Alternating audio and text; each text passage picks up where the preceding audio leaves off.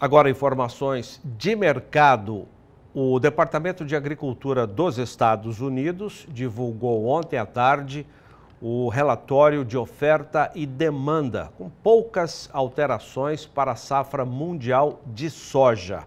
Na comparação ao relatório recente, o relatório anterior, no mês passado, a redução foi de 0,8% na safra 2024-2025, que deverá ficar em 420 milhões 760 mil toneladas.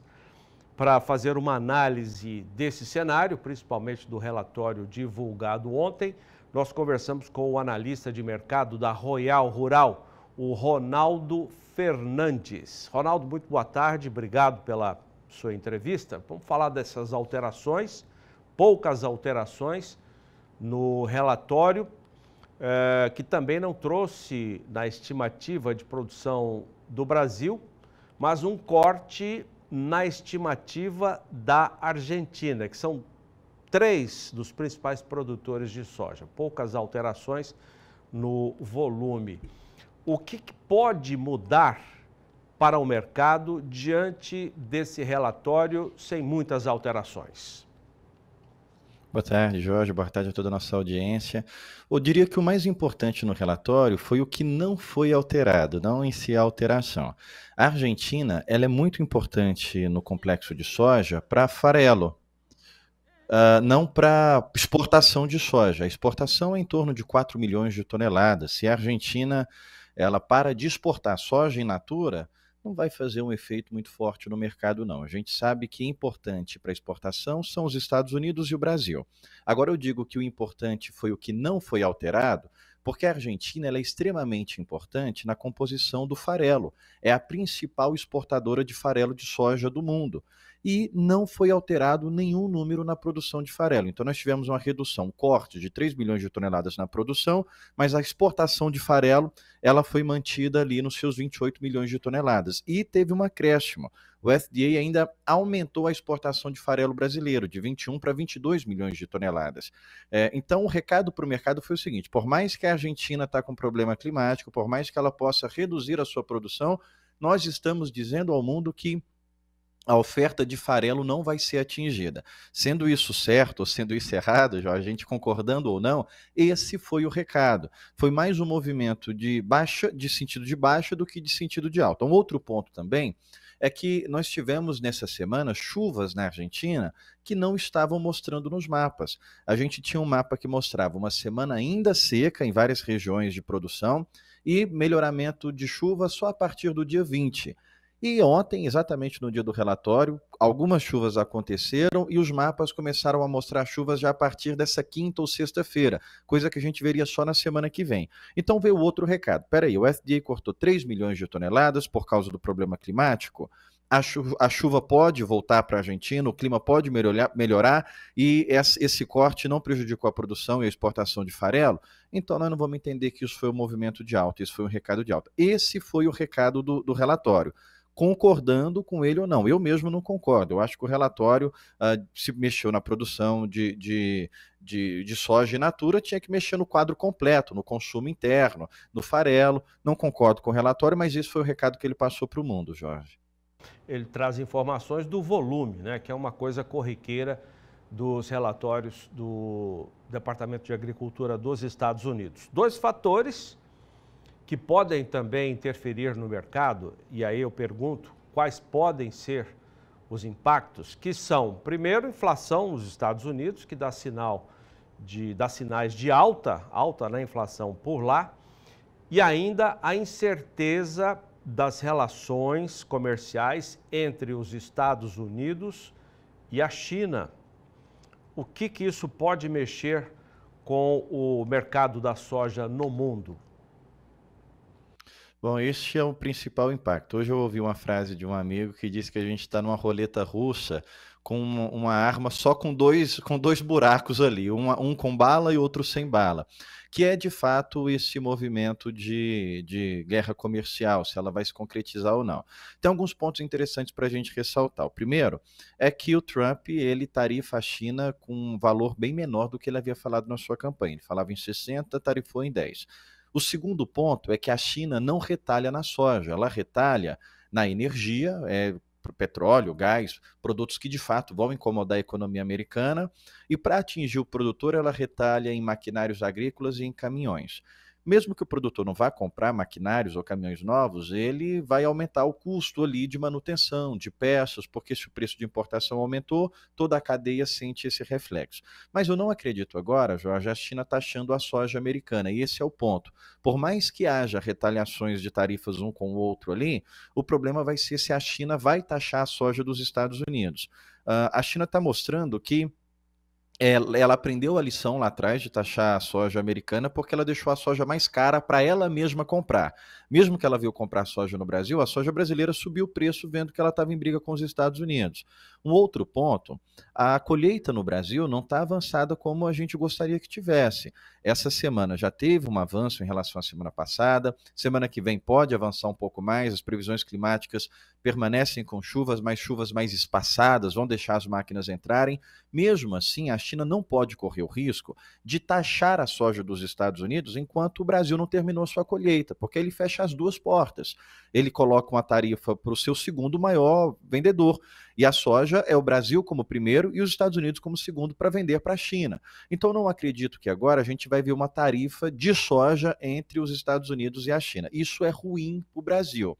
Nós estamos com os preços no porto em torno de R$ 132, está se mantendo numa estabilidade porque a demanda chinesa ainda é forte. A gente tem um fevereiro muito expressivo, a Line-up mostrando aí 12 milhões de toneladas. Não é comum a gente ver tanta soja saindo no Brasil em fevereiro. Sai 5 milhões, 6 milhões, mas esse ano, fevereiro está com 12 milhões de toneladas nomeadas. Então isso vai ajudar a dar sustentação para os preços enquanto a nossa colheita avança. Não é que cria um movimento de alta, é um momento que não deixa os preços caírem. Agora, se os Estados Unidos e a China entram em um acordo, independente da China taxar ou não a soja americana, o acordo pode prejudicar muito o Brasil, porque a primeira fase do acordo lá atrás foi obrigar a China a comprar mais produtos americanos e a soja entra nesse balaio. Então, a gente tem que torcer para que eles, pelo menos, não entrem em acordo. Por mais que a briga não está avançando, e aí o outro ponto para te devolver é a pressão inflacionária que você está colocando.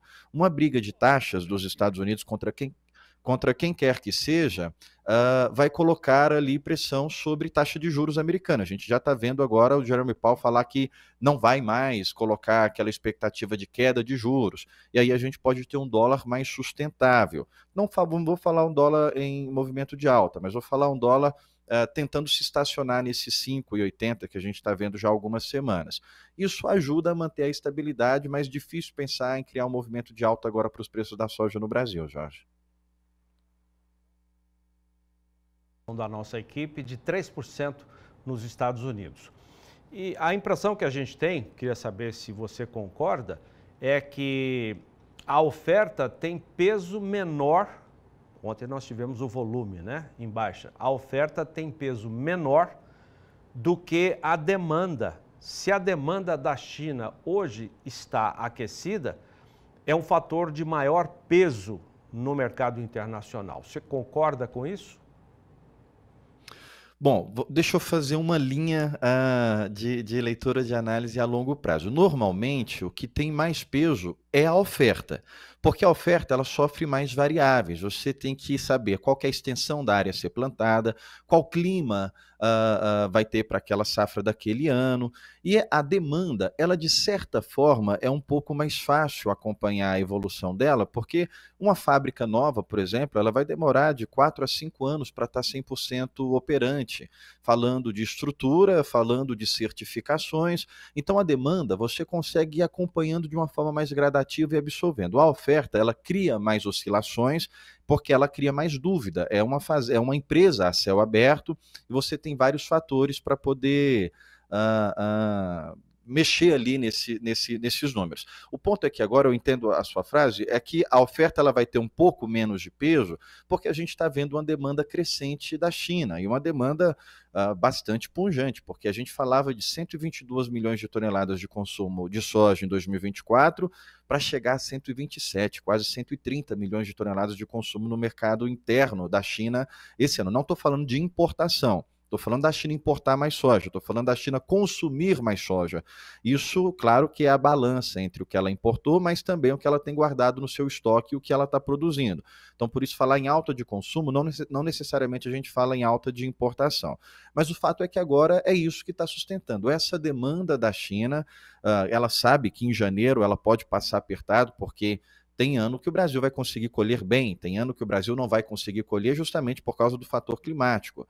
E esse é um dos anos que o Brasil está passando dificuldade na colheita. A gente não está na velocidade que a China gostaria. E aí nós vimos que as compras que ela faria em janeiro, jogou tudo para fevereiro. Janeiro ela já está preparada para isso. 2021 que o diga, que foi uma grande lição, porque nós atrasamos muito a nossa colheita, mas jogou ali o que podia para fevereiro. E fevereiro também não está entrando todo o volume que ela gostaria. A gente vai ter movimento de pressão nos fretes, já começou esse movimento, mas ainda não é o fim, a gente ainda vai ter mais movimentos de alta nos fretes, mas eu acredito que os preços vão se sustentando por causa dessa demanda que a China está apresentando. Não tem risco de demanda da China reduzir, Jorge. Às vezes o medo do mercado não é que a demanda reduza, às vezes o medo é que a demanda não cresça da forma que está se colocando. E aí a gente entra nesses fatores de política, porque mesmo que a China e os Estados Unidos entrem num acordo, os Estados Unidos não vai sozinho entregar para a China o que ela precisa comprar, não vai vender 109 milhões de toneladas para a China. A China vai ter que comprar soja nos dois países. O ponto é que a gente vai brigar para saber quem é que vai entregar mais para o mercado chinês. Então, o ponto agora que a gente coloca como atenção para o mercado de soja, obviamente, é esse movimento político. A Argentina, ela é importante no quesito de farelo, mas o relatório disse que ela não vai deixar de entregar farelo, que ela vai continuar entregando o volume que estava previsto, e a China, se ela vai de fato conseguir aumentar essa demanda ou não. O ponto que a gente tem que se atentar é que, a longo prazo, nós vimos isso em 2023, 2024, os melhores preços em 23 e 24 foram em janeiro. Depois a gente não conseguiu preços tão interessantes. 2024 até novembro, julho subiu, mas chegou no mesmo nível de janeiro. Qual que é o valor do carrego dessa soja de janeiro em diante? Então agora a gente pode estar em movimentos de oportunidade, com dólar de 5,80, com a demanda chinesa ainda olhando forte para o Brasil, sem concorrer tanto com os Estados Unidos, e essa oportunidade ela pode virar conforme esses acordos políticos forem saindo, Jorge. Hoje, quarta-feira, vamos ver como é que está o mercado na Bolsa de Chicago. Nós vamos atualizar daqui a pouco, já aqui no programa, mas soja em queda em Chicago e o dólar, que estava em alta, agora há pouco, na estabilidade.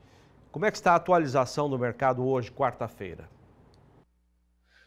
Nós temos um movimento bem agressivo, eu vou chamar assim, porque nós tínhamos a soja em estabilidade, agora já está com 1% de queda, a gente tinha o milho com 1% de alta e agora já está praticamente na estabilidade. Nós temos dois fatores imperando hoje. Primeiro, o fator do fundamento, a digestão do relatório, dos números de ontem, e também os fatores da política financeira, os fatores do mercado financeiro. O Trump teve uma conversa com a Austrália divulgou ali que, embora o Trump não oficializou isso, mas a Austrália disse que provavelmente eles vão estar isentos da taxa.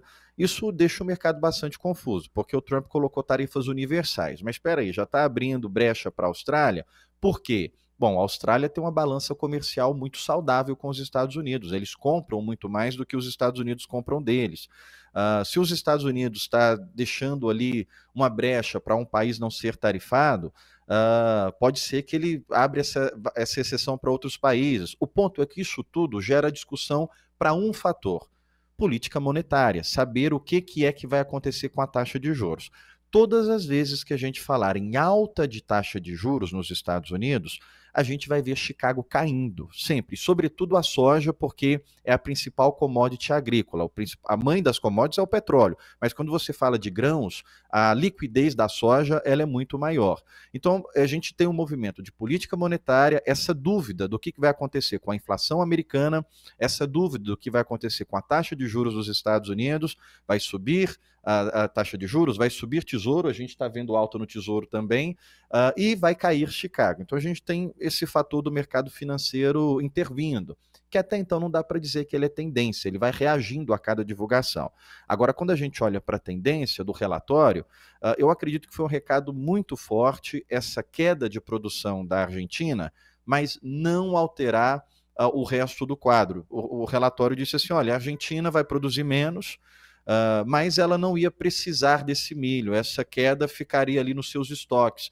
Ela vai continuar exportando 4 milhões de toneladas e ela vai continuar exportando 28 milhões de toneladas de farelo. Então a gente tem para o mercado de soja hoje dois fatores que vão pressionando para baixo, justificando esses 1%. Mas eu diria, Jorge, que não é para a gente tomar ainda esse movimento como uma tendência, não. É um mercado bem especulativo, é um mercado que reage a divulgações, ainda nós não temos um mercado definitivo com a tendência clara do que vem pela frente. Como eu estou dizendo, a gente tem um acordo que pode sair entre China e Estados Unidos. Se esse acordo sai, Chicago reverte todo esse movimento de queda. Então, a minha posição aqui dentro da Royal tem sido ficar em ponta vendida em Chicago, continuar acreditando em queda, mas assim que China e Estados Unidos se aproximarem para uma conversa mais amigável, a gente sair desses movimentos vendidos, porque a gente pode ver Chicago querendo voltar ali para a casa dos 11 dólares por bushel.